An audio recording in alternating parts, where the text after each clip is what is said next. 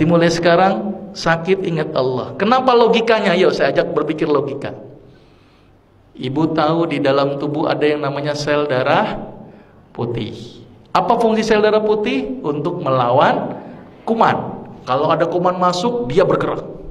Kumannya banyak, dia membelah diri. Setelah mati itu kumannya, karena jumlahnya yang banyak dari sel darah putihnya bunuh diri sendiri. Karena kalau nggak bunuh diri, kebanyakan sel darah putihnya. Pertanyaannya, siapa yang nyuruh sel darah putih? Kok gerak sendiri, belah diri sendiri, bunuh diri sendiri? Siapa yang nyuruh? Nah, ini yang tanda tanya. Dunia kedokteran nggak bisa menjawab. Ternyata dunia kedokteran menjawab, oh karena adanya kemoatraktan, sehingga mendekat dia kayak mencium aroma. Tapi kan dia bisa gerak, siapa yang gerakin? Terus dia membelah diri, dia tahu ini, oh jumlah bakterinya banyak, dia membelah. Setelah bakterinya habis, dia bingung, dia bunuh diri sendiri. Coba hebatnya sel darah putih. Siapa yang ngatur itu, Bu? Allah. Dan penelitian terbaru, sel darah putih bisa ngobatin plak pada didik pembuluh darah. Sel darah putih bisa ngobatin kanker. Berarti sel darah putih intinya dia bisa mengobati banyak aspek penyakit. Bahkan pengobatan kanker terbaru itu dengan menggunakan imunoterapi.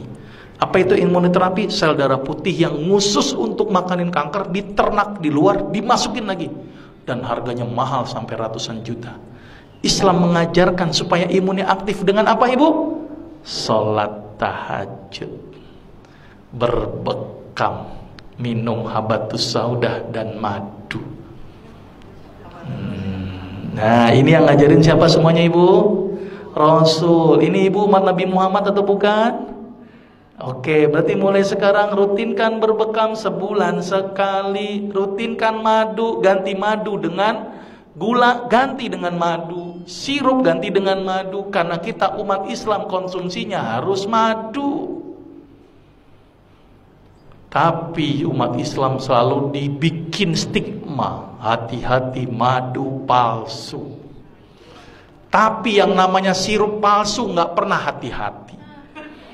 Sirup jelas-jelas palsu diminum. Coba madu yang belum tentu palsu apa enggak mau diminum.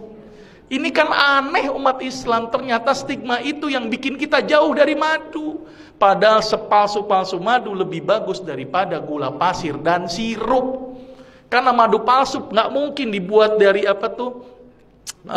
gula pasir tekor. Coba tekornya loba.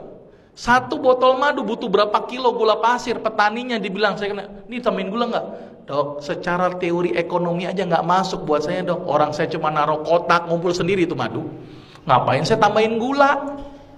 Jadi nggak mungkin pakai gula, Bu. Tekor buat petani. Paling mungkin namanya pakai CMC, karboksimetil selulose. Dan itu aman daripada gula pasir dan sirup. Jadi sepalsu-palsu madu lebih bagus daripada gula pasir dan sirup. Saking pengen yakinin masyarakat, sampai ada orang jual madu sampai bawa ember-ember sama sarang-sarangnya. Saking nggak percaya itu. Sudah jelas, Ibu? Mulai sekarang ikuti apa yang Rasul lakukan. Sepakat ya? Sekarang mulai berubah.